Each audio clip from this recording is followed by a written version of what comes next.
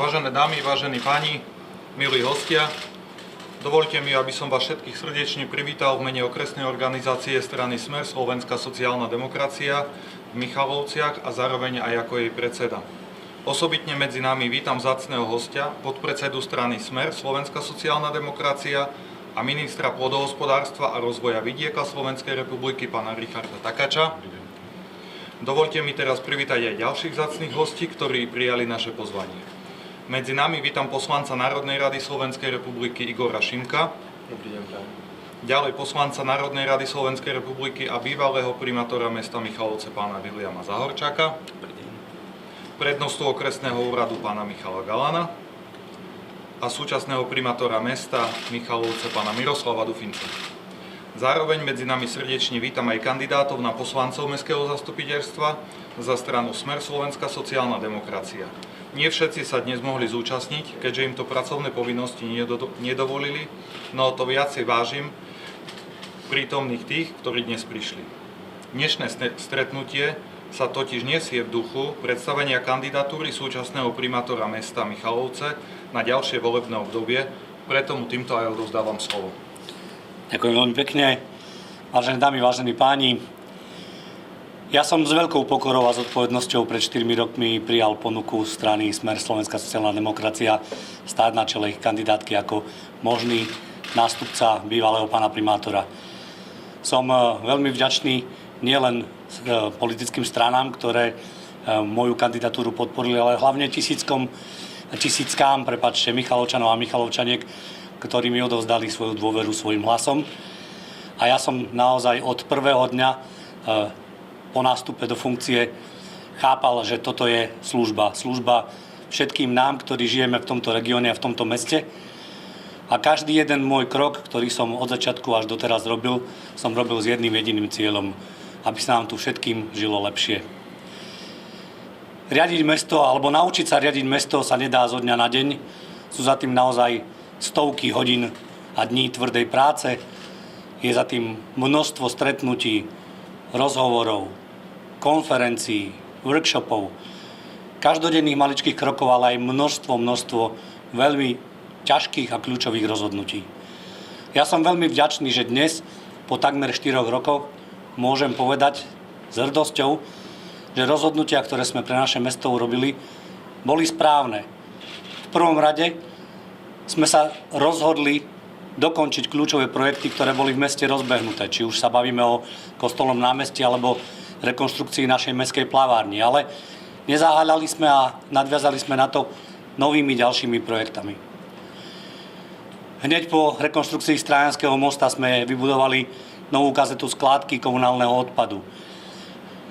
Priťahli sme tu naozaj množstvo externých zdrojov Európskej únie na to, aby sme zmodernizovali väčšinu našich školských a predškolských zariadení, aby sme naše mesto urobili krajším a zelenším, aby sme prinášali vodozádržné opatrenia, aby sme znižovali energetickú náročnosť našich budov, aby sme revitalizovali medziblokové priestory, zrekonštruovali kilometre ciest a chodníkov, dali sme novú tvár nášmu amfiteátru aj cintorínu Červenej armády. Ale naozaj v tej samospráve a v živote samosprávy 4 roky nestačia. Aj keď je táto práca naozaj psychicky a fyzicky náročná, každý úspech vás ženie dopredu. Ja dnes cítim veľkú zodpovednosť, ale aj množstvo entuziazmu a energie na to, aby som opäť s pokorou mohol prehlásiť, že sa v následujúcich voľbách budem opäť uchádzať o podporu a o dôveru Michalovčaniek a Michalovčanov na to, aby som v tom, čo sme začali, mohol pokračovať. V týchto dňoch prebieha rekonštrukcia nášho zimného štadióna. Ale čaká nás aj ďalšia etapa revitalizácie lesoparku Hrádok. Chceme začať s výstavbou tréningovej haly pre našich hokejistov. Potrebujeme pokračovať v rekonštrukcii a revitalizácii našich sídlisk, predovšetkým sídliska nad Laborcom a sídliska SNP. Chceme naďalej masívne investovať cudzie zdroje do našich školských a predškolských zariadení. Chceli by sme urobiť množstvo opatrení, ktoré by naše mesto urobili atraktívnejším a ktoré by mladým rodinám dali šancu a možnosť ostať v tomto regióne a vytvárať hodnoty práve tu. A to nielen tým, že budeme naše mesto skrášľovať a modernizovať, ale aj tým, že im ponúkneme nájomné bývanie, aby nemali na začiatku svojej pracovnej kariéry problém ubytovať sa a zamestnať sa. Budeme sa snažiť naozaj o veľké projekty a budeme v prípade dôvery Michalovčanov pokračovať v tom, čo máme rozbehnuté. Chcem veľmi pekne poďakovať strane Smer, Slovenská sociálna demokracia, za opätovnú podporu. Chcem povedať, že tak ako doteraz budem pracovať tak, aby som dôveru žiadneho z Michalovčaniek a Michalovčanov nesklamal. A samozrejme budem sa ochádzať aj o dôveru ďalších politických subjektov, ktoré, ak sa budú chcieť ku mne pripojiť, budem im za to veľmi povďačný. Dámy a páni, svoj podrobný program, ako aj zoznam kandidátov, bez ktorých žiaden pokrok nebude možný, čoskoro zverejníme cez všetky dostupné kanály. Tam budete môcť spolu s nami dozvedieť sa to, čo bude prioritou aj jednotlivých poslancov a akým spôsobom chceme hospodársky, sociálne nadviazať na to, čo momentálne v Michalovciach prebieha a posunúť Michalovce k tomu, aby boli ešte krajším, ešte príjemnejším a ešte modernejším mestom pre život. Ďakujem veľmi pekne. Ďakujem veľmi pekne. A teraz by som o slovo poprosil podpredsedu strany a pána ministra pôdohospodárstva Richarda Takáča. Ďakujem veľmi pekne, vážený pán primátor, vážení páni poslanci, dámy a páni, milí priatelia. Ja by som sa vrátil asi v čase viac ako 4 roky a keď som tu bol a pamätám si, ako ešte predchádzajúci pán primátor Vilko Záhorčák prišiel s menom svojho nástupcu, ktorý bude namiesto neho kandidovať, lebo sa rozhodol, že nebude kandidovať. A bol to Miroslav Dufinec.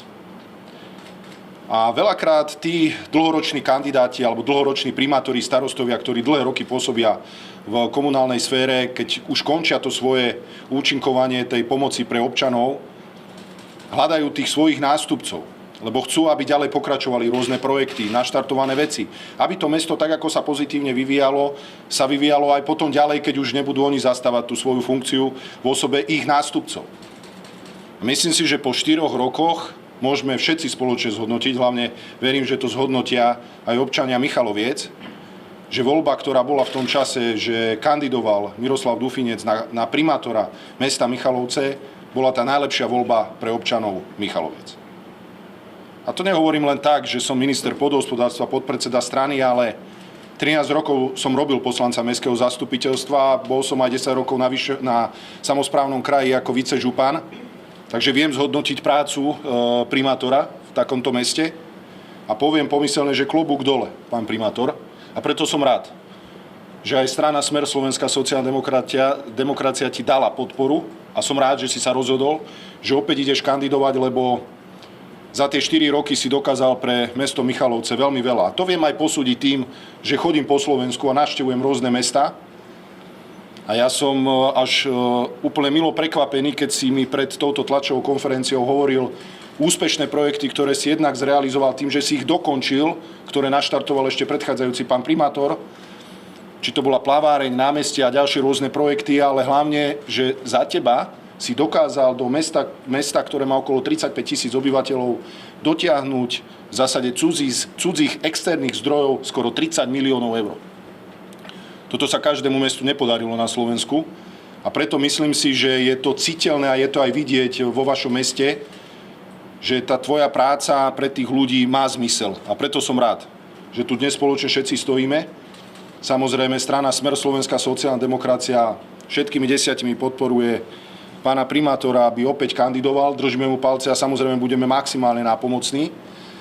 Som rád, že sa s tým rozhodol aj tým pani poslankyň a poslancov kandidovať, lebo to nie je samozrejme o jednotlivcoch, je to vždy o kolektívnej práci a o kolektívnom tíme, ktorý musí nejakým spôsobom fungovať pre dobro občanov a tie projekty, ktoré sa vám podarilo za 4 roky zrealizovať zo skoro viac ako 30 miliónov zdrojov, ktoré boli dotiahnuté z rôznych európskych projektov, je cítiť na každom, poviem, kúte vášho mesta. A myslím si, že bodaj by bolo takýchto viacej kandidátov na Slovensku, tak tá samospráva by samozrejme vyzerala úplne inak. Tak napríklad, ako vyzerá v Michalovciach. Pán primátor, poznáme sa už pomerne nejaký čas a ja som rád, že vždy, keď prídem do Michaloviec, ťa vidím v regióne, vidím ťa proste medzi ľuďmi a to je to správne. Proste nesedieť len v kancelárii, ale byť medzi ľuďmi vonku, počúvať a riešiť ich problémy, ktoré ich trápia a to aj riešiš a to aj robíš. Takže za to ti chcem poďakovať a povedať ti, že máš plnú podporu a držíme palce tebe a tvojmu celému tímu a verím, že po voľbách sem budeme môcť prísť všetci a zhodnotiť, že sa to podarilo a držíme ti palce. Pán primátor. Ďakujem veľmi pekne. Všetko dobré. Ďakujem. Ďakujem veľmi pekne. Teraz poprosím o slovo pána poslanca Národnej rady Viliama Záhorčaka. Príjemný dobrý deň, pán minister, pán primátor, pán kolega, poslanec, ale ctené dámy, vážení páni a prostredníctvom vás celá verejnosť. Byť primátorom nie je ľahké. Aj keď Ústava Slovenskej republiky umožňuje toto právo každému občanovi, nie každý osobnostne, ale aj intelektuálne tieto podmienky spĺňa, aby mohol sa o túto pozíciu uchádzať. A nie každý z kandidátov má aj schopnosť zvládnuť náročnú rolu, ktorou rola primátora bezosporu je. Ten, kto sa rozhodne, že primátorom bude, sa s mestom doslova musí oženiť. Musí mu byť verný, dobrom aj zlom. Musí byť, ak je to treba, byť otcom všetkých občanov mesta, zaujímať sa o ich problémy, riešiť tieto problémy a častokrát obetujúc nielen svoj voľný čas, ale aj všeličo iné. Samozrejme na to, aby primátor, ktorý má byť aj dôstojným reprezentantom mesta, ktorý má byť tu a tam aj mediátorom či spravodlivým rozhodcom, ale popri tom aj zodpovedným hospodárom, na to, aby to človek dokonale dokázal zvládnuť, potrebuje aj isté skúsenosti. Samozrejme, minimálne skúsenosti z činnosti samosprávy, ale aj skúsenosti z riadenia samosprávy. Mňa veľmi teší, že náš kandidát Miroslav Dufinec všetky tieto atribúty spĺňa takmer excelentne.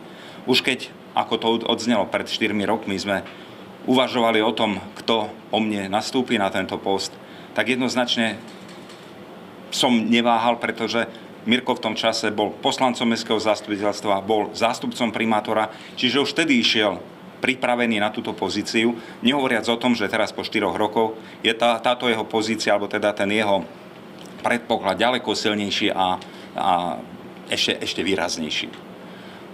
Odznelo tu všetko, čo sa mu za ten čas podarilo. Mňa veľmi teší ako jeho predchodcu, že naozaj dotiahol všetky tie projekty, ktoré sme spolu rozbiehali do konca, ale že prišiel aj s tými novými všetkými, ktoré tu odzneli. Ako veľkého fanúšika športu ma osobitne teší, že v ťažkých časoch Michalovskej futbalovej krízy, hokejovej krízy dokázal naozaj vynikajúcim spôsobom tieto problémy vyriešiť. A chcem veriť, že aj tie, ktoré teraz sa objavujú v súvislosti s ženskou hádzanou, sa vyriešiť podarí. Pretože predpoklady na to sú, ochota je a takisto, ako som už povedal, všetky schopnosti, ktoré primátor má mať, osobe Miroslava Dufinca rozhodne sú. Tu a tam, pán primátor, tebe aj mne vyčítajú, že nám tu chýba diaľnica až po Michalovce, že končí pri Bidovciach, že tu nemáme investorov typu Volvo, ale tí, ktorí to šíria, jednoducho buď nevedia, alebo zámerne nechcú vedieť, že toto primátor nemôže ovplyvniť. Toto niekedy nemôže ovplyvniť ani ľudia na iných pozíciách. Ale samozrejme, my netvrdíme, že nerobíme nič preto. Nevzdávame sa, usilujeme sa kompetentní presviedčiť o jednom aj o druhom a v tomto prípade môžeme povedať, že vládu máme na svojej strane, ale samozrejme musíme brať do úvahy aj iné faktory, ktoré to ovplyvňujú, musíme brať do úvahy aj skutočnosti, že nie sme na Slovensku jediní, že niekde je to v inom štádiu pripravenosti a našou úlohou je urobiť všetko preto, aby aj toto, čím skôr a podľa možnosti za tvojho pôsobenia druhého sa stalo v nejakej podobe realitou. Niektoré zámery sa nedajú uskutočniť aj preto, že je málo času na ich naplnenie. Naozaj na pôde Národnej rady zaznieva debata o tom, že či funkčné obdobie štvoročné je dostatočný časový priestor, či by nemalo byť dlhšie, ale odhľadnúť od toho. V každom prípade ideálne je najmenej 2 volebné obdobia. To som zažil. Možno, že 5 už je veľa, ale 2 sú minimum, čo by mal primátor dostať šancu, aby naozaj tie svoje zámery mohol naplniť v plnej miere podľa svojich predstav, nielen ako sme tu už naznačili, urobiť niečo, čo sa kedysi začalo. Takže ja verím, že ty budeš mať ten priestor a že budeš môcť všetky svoje zámery dotiahnuť. Samozrejme s podporou všetkých tých, ktorí sa na to môžu podieľať. Ideálne je, keď je súzvuk na úrovni štát, samosprávny kraj a dané mesto. Ja verím, že po najbližších voľbách, či komunálnych, či regionálnych, tento súzvuk bude a že aj po parlamentných voľbách, ktoré budú na budúci rok, takisto ten súzvuk, ktorý sme tu v Michalovciach dlho pociťovali a nebojím sa povedať, že ťažili sme z tejto skutočnosti, že aj toto sa objaví. No a my z našej úrovne, ktoré dnes ti fandíme a snažíme sa pomáhať, môžeme prislúbiť, a ja to hovorím za seba, pretože cítim obrovskú zodpovednosť voči tomuto mestu, urobíme všetko preto, aby všetky tieto zámery sa podarilo dotiahnuť do konca. Verím v tvoj úspech, verím, že to všetko zvládneš. Ďakujem veľmi pekne, veľmi to vážim. Ďakujem veľmi pekne a teraz požiadam o slovo pána poslanca Igora Šimka. Ďakujem veľmi pekne. Vážené dámy, vážení páni, ale najmä milí Michalovčania a Michalovčanky. Ja by som nazval to, že tu dnes stojím dvoma slovami. Kontinuita a spolupráca. A poviem prečo. Tak ako môj predrečník, pán bývalý primátor štvornásobný tohto nádherného mesta povedal, že niekoľko volebných období potreboval na to, aby to mesto nakopol, aby to mesto dostalo svoje investície, tak ja osobne som presvedčený, že ak niekto má kormidlo v rukách, vie, aký má smer, tak mal by mať aj dobrý hlas, aby ho ostatní počúvali. A ja osobne si myslím, že ani na sekundu žiaden náš člen nezaváha, keď poviem, že za Hlas sociálnu demokraciu jednoznačne podporujeme v kandidatúre na primátora mesta Michalovce Miroslava Dufinca. A poviem aj prečo. Keď sem prichádzame s kolegami, či sú to ľudia z vlády, alebo sú to kolegovia poslanci, medzi ľudí, naozaj počúvame pozitívne odozvy, naozaj počúvame to, že veľmi veľa vecí sa podarilo dokončiť. Na to, aby schopný primátor, ktorým pán primátor je, vedel dokončiť všetko rozbehnuté a dokončiť naozaj projekty, ktoré sú pred ním, tak potrebuje čas. A ja osobne som presvedčený, že tak ako doterajšie skúsenosti či už s naplňaním plánu obnovy, ktoré mám mimochodom na starosti ako splnomocnenec podpredsedu vlády, dotiahol naozaj do konca. Či to bola oblasť školstva alebo ďalšej oblasti, naozaj bol som svedkom toho, že boli projekty kvalitne dodané a slúžia generáciám. A poviem aj prečo, pretože mesto Michalovce je mesto pre všetky generácie a ja odmietam spochybňovanie toho, že to vyľudňovanie regiónu je nejaké masívne a podobne. Tu ľudia naozaj žijú spokojne a ja som rád, keď sem prídem, že cítim pozitívnu energiu a pozitívnu odozvu. A toto by tu nebolo, ak by tu nebolo kvalitné vedenie mesta, pretože či je to oblasť kultúry, či je to oblasť životného prostredia, dopravy, alebo sú to sociálne služby, prípadne školstvo a ďalšie, tu sa naozaj pracuje na 110% a ja som presvedčený, že aj v ďalšom volebnom období bude spolupráca mesta, ľudí a aj poslancov Hlasu naozaj na veľmi vysokej úrovni. Mne ostáva zaželať pánovi primátorovi, aby ďalej pracoval pre všetkých Michalovčanov, pretože to je naozaj dôležité. Kontinuita a spolupráca v tomto meste prináša výsledky. Pán primátor, držím ti palce. Ďakujem veľmi pekne. Prajem ti všetko dobré a verím, že sa o niekoľko mesiacov budeme vidieť opäť a s reťazom na krku. Ďakujem pekne. Takže vážené dámy, vážení páni, ďakujem veľmi pekne za účasť na tomto ohlásení a pokiaľ by boli nejaké otázky, nech sa páči. Nech sa páči. Ja sa chcem opýtať, to je pán Igor Šimko z môjho strany Hlas, že či kandidujete ako kandidát Smeru a Hlasu, alebo uchádzate sa ešte aj o ďalšiu podporu? Kandidujem zatiaľ ako kandidát Smeru Slovenská sociálna demokracia s podporou strany Hlas sociálna demokracia. Máme rozbehnuté rozhovory so Slovenskou národnou stranou, ktorá aj v predchádzajúcich voľbách podporila moju kandidatúru. A ak sa budú pridávať ďalšie strany, budeme samozrejme s nimi rokovať o možnej podpore a možnej spolupráci po voľbách.